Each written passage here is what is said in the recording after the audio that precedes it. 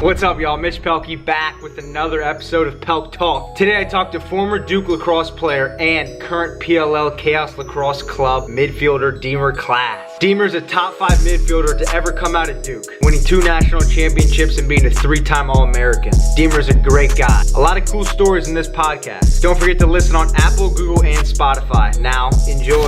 What's up, guys? Mitch Pelkey back again with another episode of Pelk Talk. Today I'm joined with the legend, Deemer class, starting midi for Chaos. How you doing, Deemer? Doing great, man. How are you?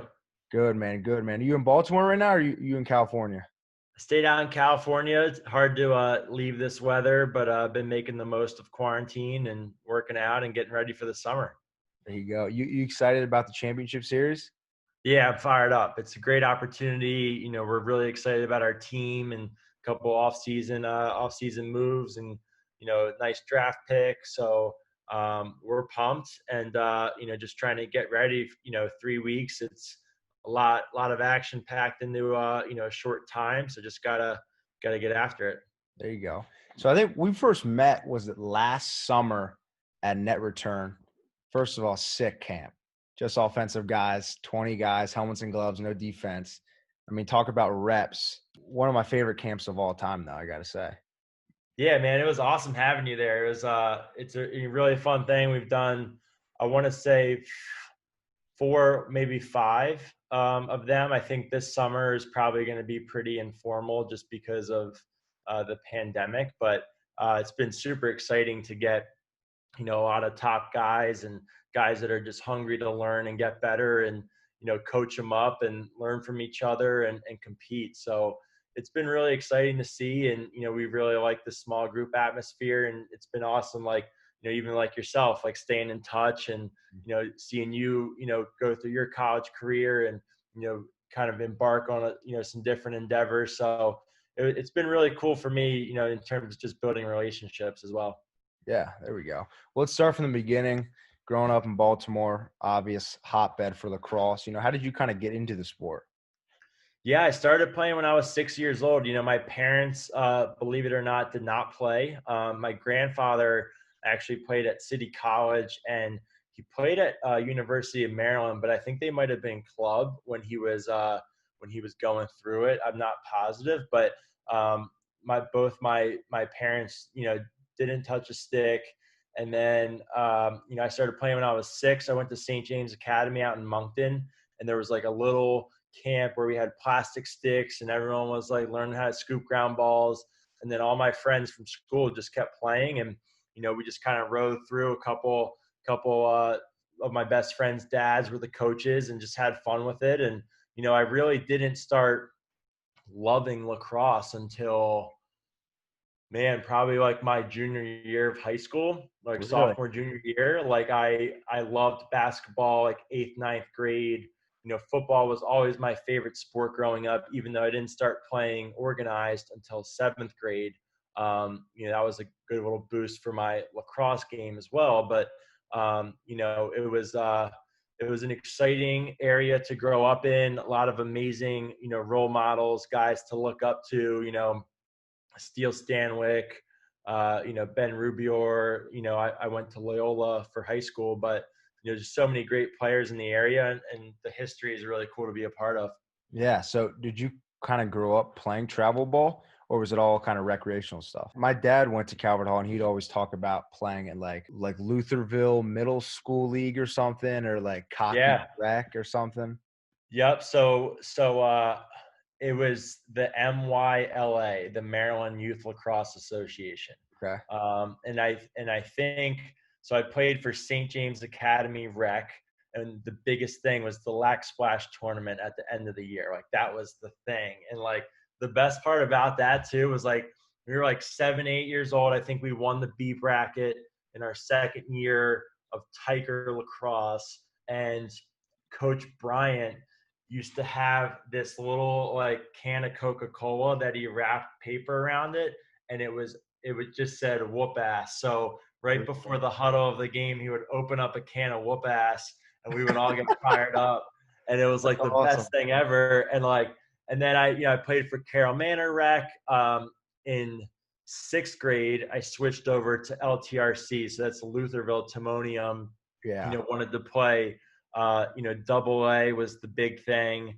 And I think it was that year I switched positions from lefty attack to midfield just to make the team, because there was like three guys. One guy was a little older, and then played LTRC through middle school. Played a little bit of club ball for Hartford Renegades with George Parks, and then that transitioned into Team Laxworld, and then I kind of finished out my high school career with Crabs. Yeah. So, but it's the whole dynamic of the youth lacrosse has changed in the area so much. A lot of the rec programs are either non-existent now or just don't have as many players. So it's just so different. Yeah, I know that's same around here. It's like you grew up playing youth ball, and now there's like not even enough kids playing youth ball that they'll be able to have teams. It's like all travel ball now. Absolutely. It's crazy. So then you attended Loyola High School, like you said. Was that a hard decision for you with other powerhouses like Calvert Hall, what was Latin, McDonough around?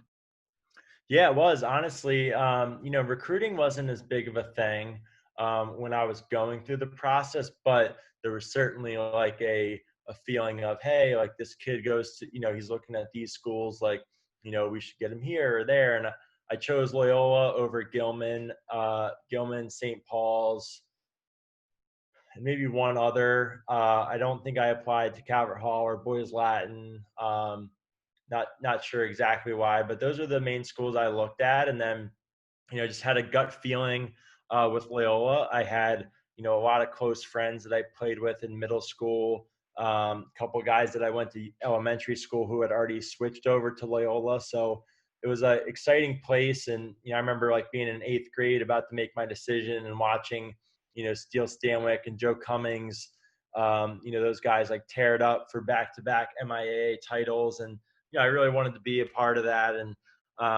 similar feeling when I, went off to college of making that decision, based on the people and, just my comfort level. So it was an exciting choice.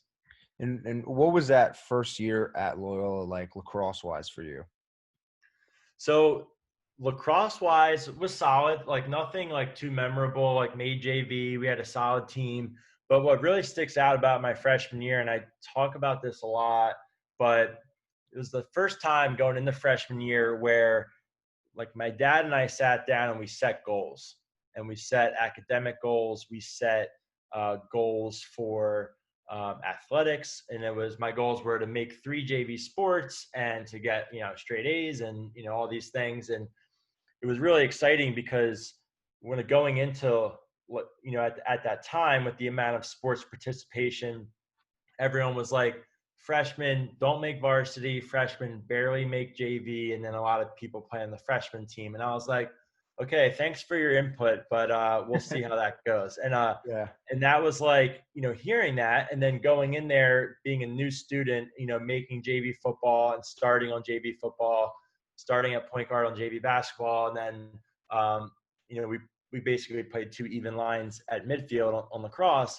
It was like, that was super exciting. And that gave me like this taste in my mouth of like putting in the work, setting goals more than people tell you you can do, or you think in your own head, and then achieving them. And that was like this awesome feeling. And then right back after that freshman year, it was same thing for football, same thing for basketball, but for varsity, and I did that for football and started and then played second line, sophomore year of high school on the varsity at Loyola. Sweet. So did you play basketball, football, lacrosse for 4 years at Loyola? So what happened was, I broke my wrist sophomore year Turkey Bowl, and it was gonna put me back like, I don't know, a month and a half, 2 months, and I didn't want to play JV again, but I think when I really think back at it, like my heart was not in basketball anymore. I can't really put a finger as to why, but I know like 3 sports was getting a little tiresome, and I wanted to like be able to spend time with my friends and kind of balance everything. I was doing well in school, but just wanted to kind of enjoy that. So instead of like coming back from injury like 2 months later and playing JV hoops, I just decided to put my time to preparing for lacrosse, which turned out to be a great move for me. Had a good sophomore year and then a really good summer going into my junior year. I actually tried out for basketball again as a junior. My mom was pushing me to do it, and I made the team. But I know it was just going to be a lot of work to get to where I wanted to be. Just being someone who's, like high achieving and you don't want to suck at anything. Right. So it's like, I knew I wasn't going to be okay with just sitting on the bench and so it wasn't a choice of not doing it because I didn't want to put in the work, but because I had such big goals for my junior lacrosse season that I just felt like all the time that I was spending to get back to where I would feel good about for basketball could be better spent, towards competing and starting at lacrosse and, dreams of being an All-American and things like that and winning a championship. So that's kind of where I focused my basketball time, for the rest of my high school career. Yeah. So you said you were a huge football guy. Would you say you liked football more, but you were better at lacrosse? Honestly, I think I was, yes, I would agree with that. I was better at lacrosse, or at least like maybe not better at the time, like production wise, but I think my trajectory and where I was like possibly projecting of going to school would have been a way bigger impact in college lacrosse wise than football wise. Football, I actually had some letters and some interest from some 1AA schools, some Ivy Leagues. And I never pursued it. Like that's one regret that I have is like, agreeing to go to a couple of 7-on-7s or some combines or just to like explore it. And I just didn't. And I kind of just wish I did, just, to have a better idea. You never know what opportunities come knocking. But yeah, I think, my love, I grew up with my grandfather, him and I like, picking every game, watching Sunday football in his den and, knowing all the players, collecting football cards. Like it was by far my favorite sport. And, I definitely felt like I was better at lacrosse and could get a better education. And so I just kind of went that route, but then it like really blossomed into like this love and passion for it. Yeah. So you played wide receiver at Loyola, right? Yeah. Wide receiver and corner and return kick. So I started both ways from sophomore through senior year. Who did you try to emulate your game like football wise when you were growing up? Growing up, my favorite player was Marshall Faulk, running back for the Rams. Like he was a total beast. I was always just like, loved all the receivers, loved all the running backs, like loved Michael Vick. I was a lefty. So I just, always had an interest in like being around the ball, like Ed Reed, Sean Taylor, like those guys on defense were always guys that I just loved watching. And so that was just for me, like I love catching passes. I had a chance to like, reshift back to quarterback. Like I had like a decent arm and, probably could have done some more like option style stuff. But again, I think I, just didn't do it, based on like spending the time competing for lacrosse. And I was already having a starting spot at the other positions. But I don't regret it. I had a great football career and really enjoyed it. Yeah. So going back to lacrosse wise, at Loyola, do you think you guys should have won one? Man, I mean, my senior year was our best chance to win it. Junior year, we had a really tough, like, first round loss. Or actually, we might have missed the playoffs my junior year, but we had a lot of like 1 or 2 goal losses. And then we flipped it back my senior year. I mean, we were playing a stacked Calvert Hall team. Yeah. I think we had like 13 college commits on our team, and they might have had like 20 or like 22, Yeah. And like when I think about that game, like it was super painful, but like it just didn't go our way. You know, like Stephen Kelly, you know, was dominant at the face-off X. You know, they got up to a 5-1 lead early. We hit a couple pipes early in the game, and then we just couldn't, you know, recover back, and they just kept going and going. We lost 17-3. It was, you know, an awful loss, but I like remember, like, if you ask Coach Case, like the very next day, like that's who I was working with, like right after the loss to them in the finals. Yeah. So then next year when you graduate Loyola, that Loyola team beats that famous boys Latin team in the championship. Were you there for that game or no? No. So we were in the playoffs for Duke, but I remember like being at I remember being in, I don't know if I was in Chapel Hill or just, you know, back at home at school. But like kind of following that game, watching it, seeing them win, like it was super exciting, you know, especially because a lot of those younger guys were guys that I played with. And, you know, Ryan Conrad and Alex Rosner were two freshmen on varsity, you know, that we were tight with. And then they had big impacts on that game. And so that was just really cool for us to see them and Coach Crawford and Coach McFadden, you know, bring that title home the year after. So a little bittersweet, but we were just pumped for the guys. Yeah. So I was doing my research and saw your senior highlight tape on YouTube, and the song you went with was "I'm a Boss" by Rick Ross. You remember the mindset going into picking a song? Oh my gosh, absolutely not. But I think that was like one of the ones where I was like, all right, like I think this song is kind of going along with like probably how I was feeling playing at the time, but like it's probably not what I would pick if I were to go back and do it again. Yeah. I think my junior year was like more like techno type of techno type of music. Man, I can't remember the name. But like Bring the Noise or something like that. Okay. But then yeah, I just went with it, you know. I like that. So what was the recruiting process like for you? My process was pretty simple in terms of like the laid out communication and the timeline. You know, going into my junior year, there was, I think kids that year were committing as early as May or June of rising junior year.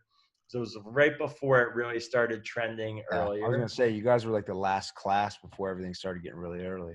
Yeah, like right when I committed in end of October of my junior year, I think like Mac Pons committed like a week later to Maryland as a sophomore. Yeah. And so it just like really, you know, sped up. And so my process, I remember in July or August, you know, I got these like notifications from my coach at Loyola, like, hey, you know what, I've heard from, you know, Duke and Hopkins and Princeton that, you know, these guys are interested in you, and like, here's their number, give them a call. And I was like, holy crap. Like, I remember being on vacation and I was just like, told my parents, and then I was like pacing in the room back and forth because I was so nervous about getting on the call. Like as I was growing up, like I was not a great, you know, public speaker, or, you know, hadn't really grown into like having some more self-confidence. Yeah. So like I'm like pacing the room back and forth. I called Coach Gabrielli at Duke. I think Coach Petro didn't answer like the first time. And then, you know, I'm waiting for a call back, and it was just like really, really nerve wracking. And then I went on like 2 visits in August unofficially to Duke and Princeton. Hopkins might have been in August as well. And then, you know, revisited those couple in the fall, like September, October. Also went out to Notre Dame. So that was like my final 4 of schools. You know, Duke being the only ACC school to recruit me. Really loved Princeton.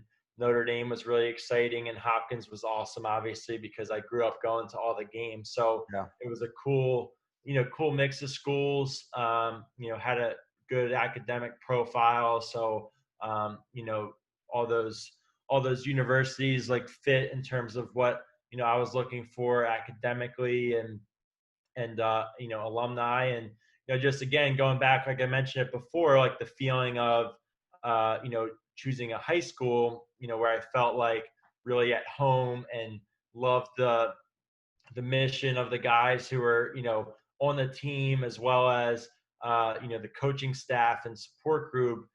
Duke really just felt like this right fit, and I couldn't put a finger on it, as to why exactly, but it just felt like the place for me. And I knew it was going to be tough.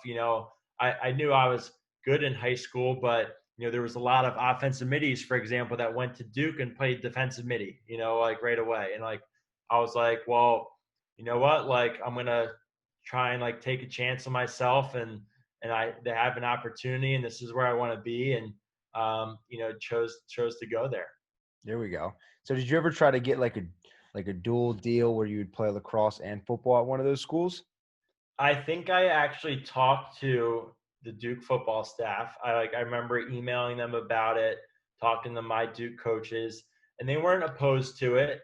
But like Brendan Fowler had just been doing it, and there might have been one or two guys before. Like there was this guy Braxton Deever, who was a big recruit out of Charlotte, who went to do both and then just stayed with football. He was a much different situation. The guy was 6'5" and a beast, but I just like, when I really thought about it, and I thought about the time commitment and being all into like what I was really there to do, and that was lacrosse.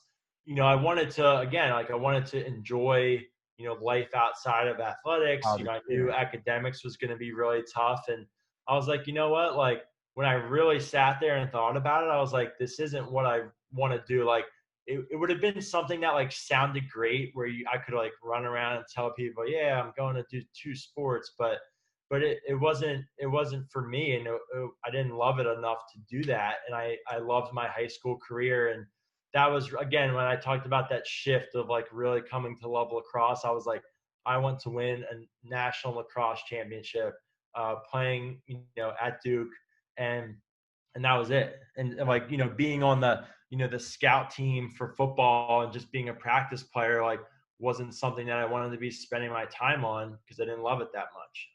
And so I just, again, I did explore it, but I just went with lacrosse. Yeah. So graduating Loyola, Inside Lacrosse ranking you as an incoming freshman to Duke at number 10. Were you ever nervous being ranked so good that coming into Duke, you wouldn't know what to really expect? I don't know that I was nervous coming into Duke, not knowing what to expect, but not because of the ranking. The ranking to me was, a culmination of, working, my butt off to get to where I was. And like, but again, like I've always had like a never settle, mentality, where I'm continuing to work and build. I didn't get invited to Nike Blue Chip Camp as a sophomore. So that was like on my list, like not in terms of getting it, but like I'm pissed at everyone that got invited that I didn't get invited. There was like a sophomore watch list. Shout out to Ty Zanders. I was like fired up, was not on it, like hadn't like done anything special to be listed. So that it was like kind of vendetta after vendetta. And then I think I got ranked as a rising senior, maybe. And then obviously going into college. But it was still like, it wasn't like I'm here. It was like, okay, like we recognize that you've been working hard, and you earned that, had a good productive high school career. And now I'm like, all right, like I want to be an All-American. I want to win a national championship. I want to be a captain. Like, what is next? And that's like, again, back to that kind of goal setting mentality that I had, from my freshman year of high school. So I was never like, I mean, I shouldn't say that I was never worried about like not living up to expectations, but like the expectations that I've been worried about not living up to have always been like mostly so placed on myself. Oh, yeah. Now, when you first stepped on campus at Duke your freshman year, did it feel like home from the start? Yeah. Actually, Actually, no. Like it felt like home in terms of like I knew I wanted to be there, but Yeah. I had a tough freshman year. There was definitely times where, I missed my family, missed my friends.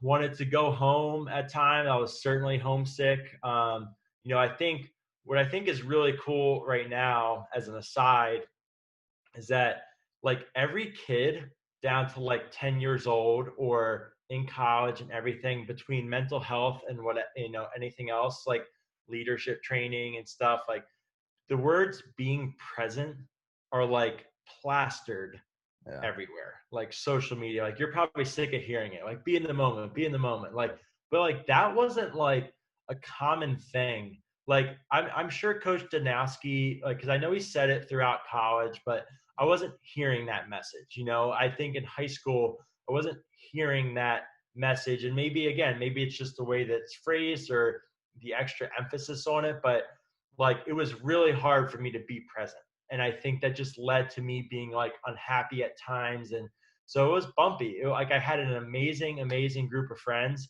like amazing senior leadership who like really kept me in it. And like I wanted to play for those guys. I wanted to be tight with those guys. Josh Offit was a huge impact. Um, Billy Connors, Dave Lawson, huge impact on my career, and I wanted to be at Duke. And so I think at the end of my freshman year, I was excited to go home. I kind of rushed back home, but I was like, this is the spot. Like this is where I believe in what the coaches are saying. I believe in the messages, and so I was really thankful for that. And I was thankful that my parents and my coaches helped me like stick that out. Yeah. So did you ever have like an aha moment your freshman year where you kind of realized to yourself, like, this isn't high school ball anymore, I got to step it up?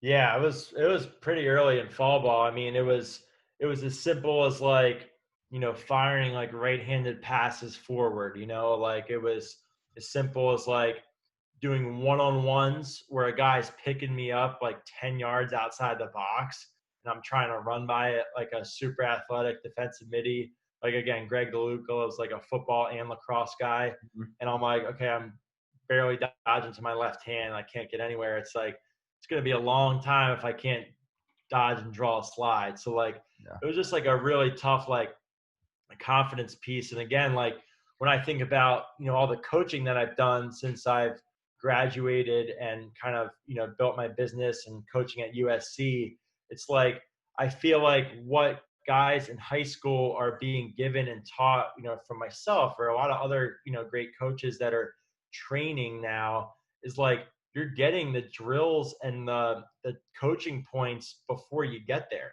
And it's like you're almost silly to ignore it. Like, and it's like I didn't like getting out with my feet or like punching my stick to the sideline. Like I never was taught those terms. Like I never had a private lesson until I graduated high school. Like, and it's just changed so much. And like, so I just lacrosse wise, like I kind of had an idea of like stick work and being athletic and dodging, but like it was a lot of stuff. Yeah. So then at the end of that freshman year, you guys win the national championship. What was that moment like for you? It was like if you took the moment the year prior where we got killed 17-3 from Yeah. Calvert Hall, and then like thinking about guys that we lost to and thinking about like that feeling compared to winning the national championship was like a dream since ever watching. Like I went, all the Final Fours were basically in Baltimore. Like, I went to, you know, 2007, I got Kevin Huntley, Calvert Hall, guys that got his arm pads after they won in the Final Four. It was like the best feeling, winning that and being like we're at the top.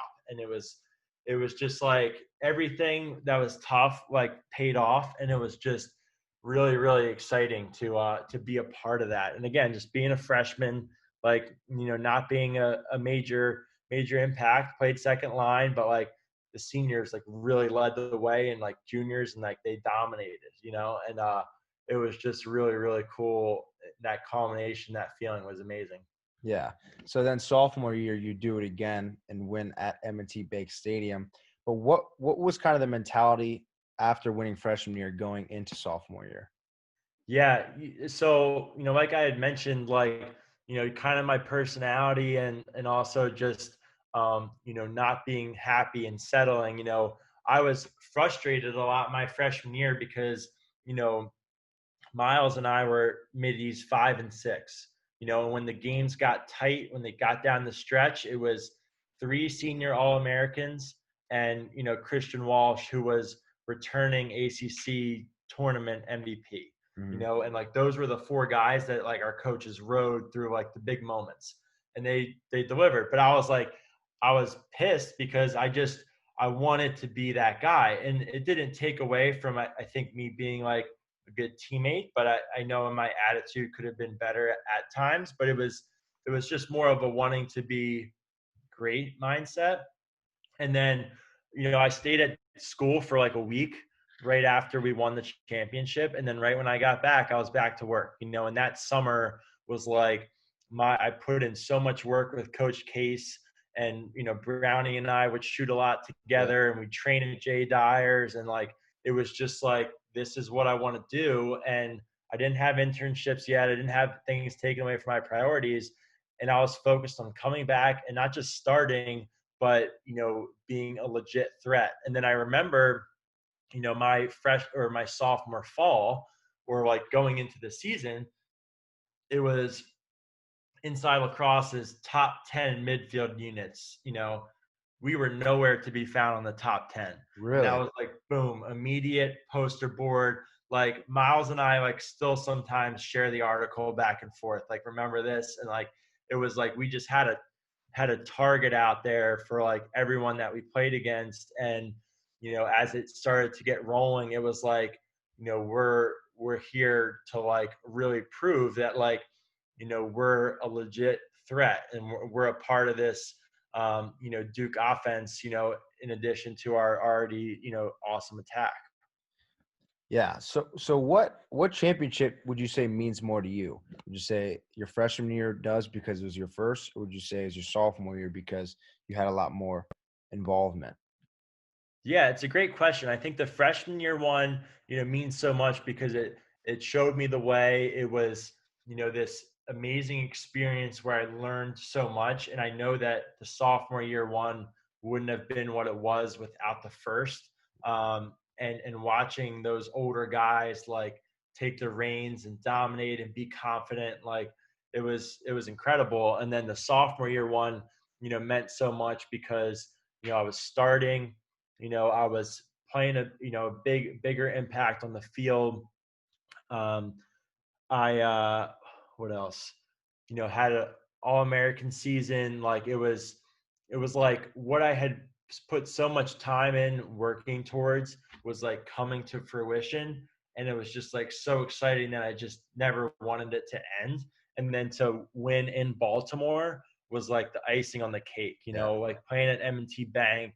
We had a big win against Denver. We beat Notre Dame. And then I remember same thing, like I gave my arm pads to Coach Case's son, actually, who I found in the stands. And I was just like, it was like started to come full circle a bit.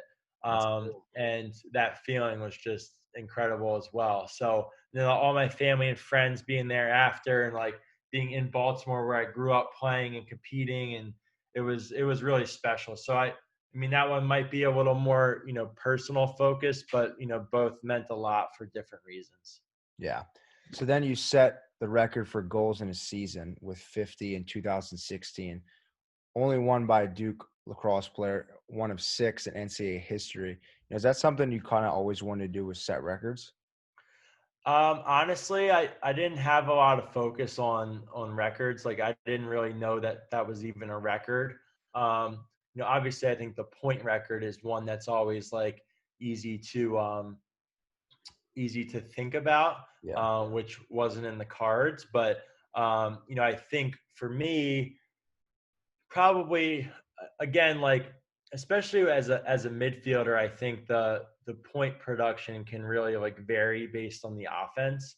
Um, so I think at times, like if you looked at like our midfield's production compared to like, the couple years prior in terms of midfielders on other great teams or other All-Americans, like it was a little bit of an increase. And I think we got to be very midfield focused, after Jordan graduated a little bit, but also just kind of, just with the way our offense was, anyone had the opportunity, like if you were beating your guy or drawing slides, or, if you were in the right spot off ball and you could step in and shoot, like, guys were going to be set up for plays. And so, for me, it was just having that mindset of like, I just wanted to score as much as possible. I wanted to put points on the board and I wanted more. And like, I just think that mentality was always important. Like I had a couple of games of like, 2 or 3 goal games, and it was like, shit, like that's not good enough. Like I could have had 4, I could have had 5. Like, even the game where I had 6, I'm like, man, that should have been 8. Like, and I think like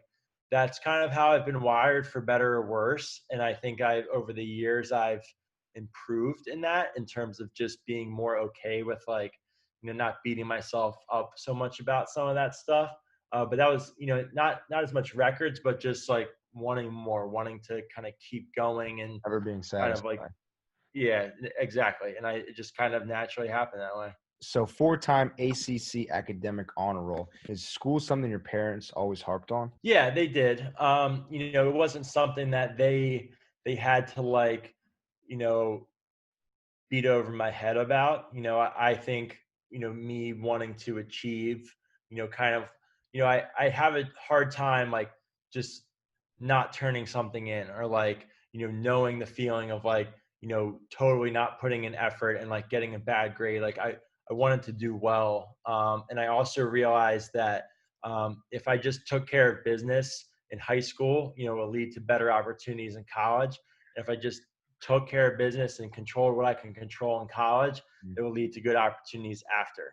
And I think like, again, like, half the battle is just doing the work and like showing up to class and being engaged. And, not that every class I attended, I was, raising my hand every time or anything like that. But you can't just coast and expect to give yourself, opportunities after that. And so, it did become a thing where it was another thing that I was proud of, because I put in the work, and like I was showing that I could do it off the field as well as on the field.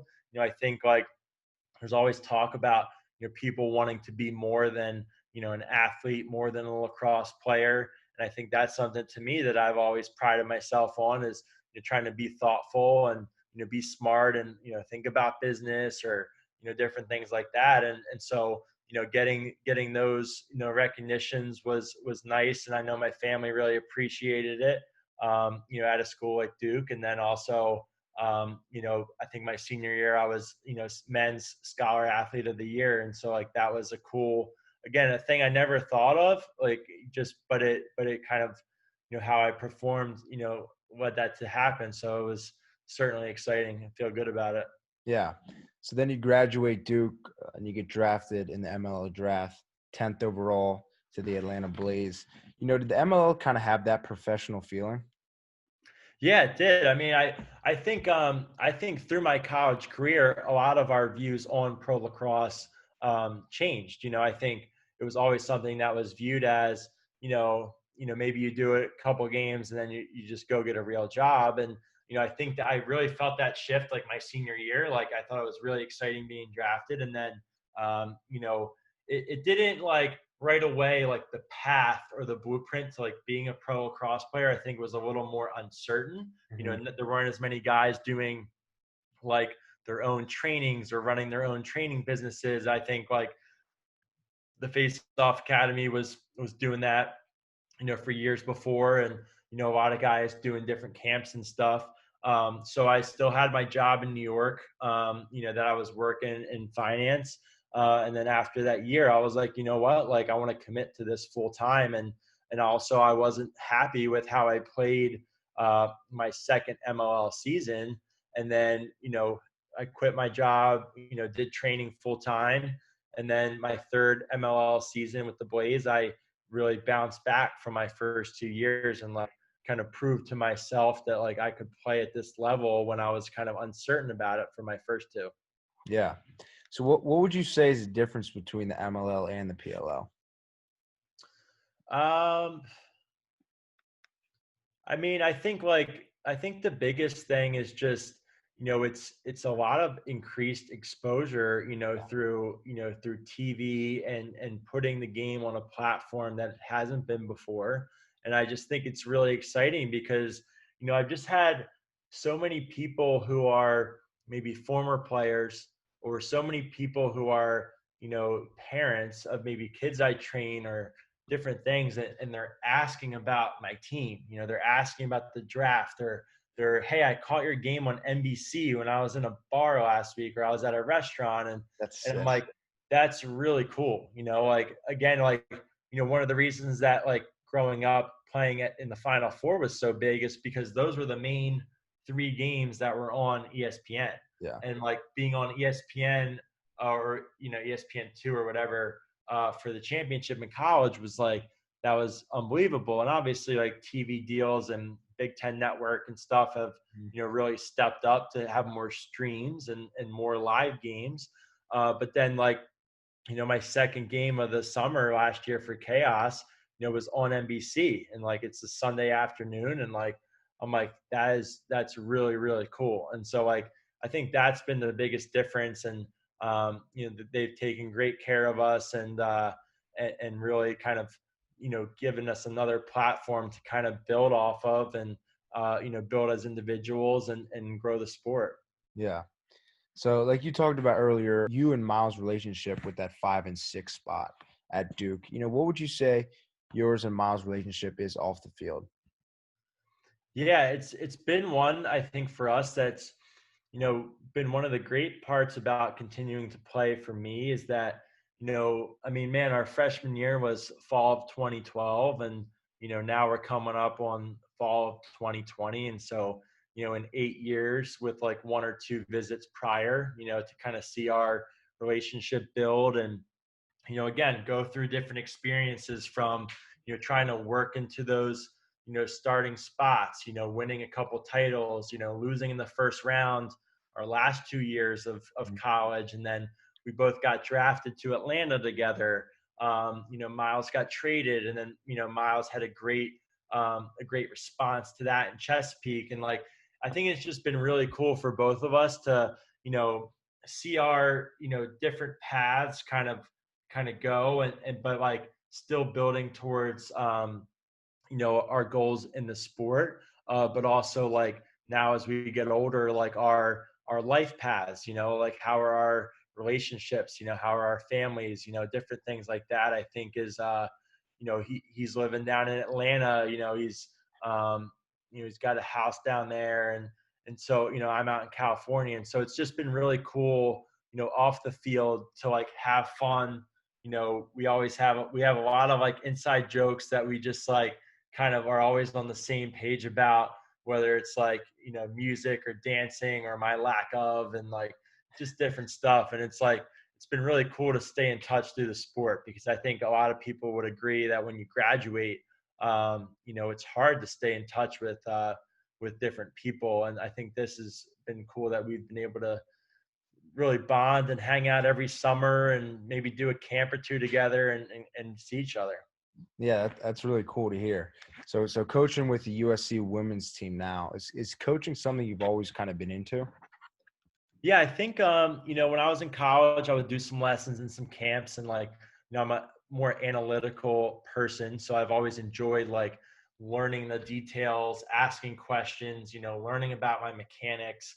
And then as I've gotten more, confident in speaking, and also lacrosse being something that I feel like I know better, I feel better speaking to it. And so it's been exciting for me to just start, doing camps and clinics, and like, hey, I like this. Like, I really like teaching. I like someone asked me last night, what's your favorite part of coaching? And I think my favorite part of coaching is the feeling, and like, the feeling that a player gets, that like you've been working with them on something, and they hadn't been able to do it from the start, or they struggled with it. And then to see that player's reaction to like something clicking, or getting better at, or kind of feeling their hard work pay off, is my favorite part of coaching. Because to be able to have, big or small impact, but like, if that player feels like I was able to make a difference in them kind of working towards their goal. Like that's the coolest thing for me. And I've been so lucky because, I've had amazing coaches down all the way to 7 years old. I really would be hard pressed, to find a coach that I've had that I really was like, didn't learn from or do much for me. And so I just feel very blessed. And so now I'm, in a position to where, there's a lot of debates about growing the game and this and that and what that means. But, to me, just being able to, be in a position to impact and guide younger players, men or women, is exciting. Yeah. So is the end goal for you to stay in the women's side, or do you eventually want to coach men's lacrosse? Yeah, it's a great question. I think, for me, I haven't really been, too hard and fast about one versus the other. I really, have like taken the mindset of, loving both sports for what they are, but also really being excited about, bringing the two together, and I think like, I'm just of the opinion that lacrosse is a great game and it's a universal game. And I think of it like basketball. And I just think that, our community can kind of keep coming together, to a point where younger boys players, are learning from, top women's players, or are learning from their peers, other girls who are playing at a high level, and I think like, while there are differences in the games, to me, I'm in a position where, I have 3 younger sisters and I've watched them, in their careers and their friends and stuff. And, I want to kind of keep being a driving force as my goal to unifying the games and the sports and the, and just that constant, love for lacrosse. And so, where I see my, end goal, is whether it's through head coaching or men's versus women's, I always see myself being a trainer, on the side. And I see, my end goal is to be, considered as, the best trainer of both men's and women's players in the world. And like, that's, I've said that to myself the last couple years. I see that in other sports, and like, that's how I want to be regarded. And so, coaching, training, to me, it all flows together. And like that to me, like someone who's training someone from 7 or 8 years old and beginners, all the way through the pros, and whether that's 5 years from now or whether that's even now, like some of my peers that I'm playing with, or, other women's pros, like helping them, like that's my goal within the sport for sure. That's pretty sick to hear. I mean, you kind of setting your goals to a high standard of trying to be the best ever trainer ever. Well, let's transfer now to the PLL. Like I said earlier, the championship series, July 25th to the 9th. What's your mentality going into the championship series or the regular PLL series? So, I think, one of the biggest things is that there's going to be less time to adjust and adapt. And I think like just going in right away and just coming out firing, right in training camp and getting your feet underneath you, it's certainly hard because it's harder to, simulate like full speed dodging, 6-on-6 sets, getting your flow down. And so just coming in right away, it's just, win or go home mentality. And you're in that tournament, and you got to show up, and how you do in the first couple of games affects your seeding and your impact. And, it's just, it's higher stakes, and, you don't have a week in between games to readjust, get more shots up and prepare. And so it's just about getting in as much work as we can now, preparing and then preparing your mindset. Cause I think the mindset piece is going to be one of the biggest, in terms of being able to go in there and come in confident and keep that going through a 2-week stretch. Yeah, and playing so many games. Well, now we're at our last segment here called Quick Talk on Pelk Talk. I'm going to give you a quick phrase, and you're going to give me a quick answer. You ready? I might need a teacher for that. A little quick talk. All right, ready? Favorite food? Barbecue ribs. PLL's cockiest player. Wow, Nick Ocello. PLL's biggest hack. Ooh, Callum Robinson. PLL's biggest chirper. Jake Bernhardt. PLL's biggest trash talker. Joe Walters talks some trash. If not Duke, then Wow. Can I say USC or you need me to say a men's school? men's school. Wow, tough one, huh? I would say if not Duke, then Princeton. Most swag in PLL. Jake Fricaro. Favorite teammate of all time. Josh Offit. One thing you miss most about Duke, not lacrosse related. I just miss the area. Like the area is an awesome place to be and the weather is awesome. Last question, where do you see yourself in 5 years? On the western side of the country. And that's it? I don't know, man. I really have no idea. It's been hard for me to come up with 5 or 10 year plans. I'm just continuing to build what we're doing with FCL and continuing to grow as a coach and a player. So 5 years from now, I really see myself doing all 3 of those still. Just it's hard to always say where. Sweet. I love that. Well, Deemer, I really appreciate you coming on Pelk Talk. Where can the fans find you at? So you can follow my personal Twitter and Instagram at @tutuclassy. And then if you guys want to follow at First Class Lacrosse for drills, film breakdowns, and our online platform, you can do at First Class Lacrosse on Instagram and at First Class Lax on Twitter. First Class Lax, 1ST, classlax.com is our website. There we go. And all that stuff will be in the description below. But Deemer, really nice interview, really nice conversation, and I really appreciate it. So thank you. Dude, wishing you the best, man. Keep up the good work. It's fun following you. Really appreciate you having me on, and hope to see you this summer. Yeah, for sure. We'll talk soon. Sounds good, man. I'll catch you.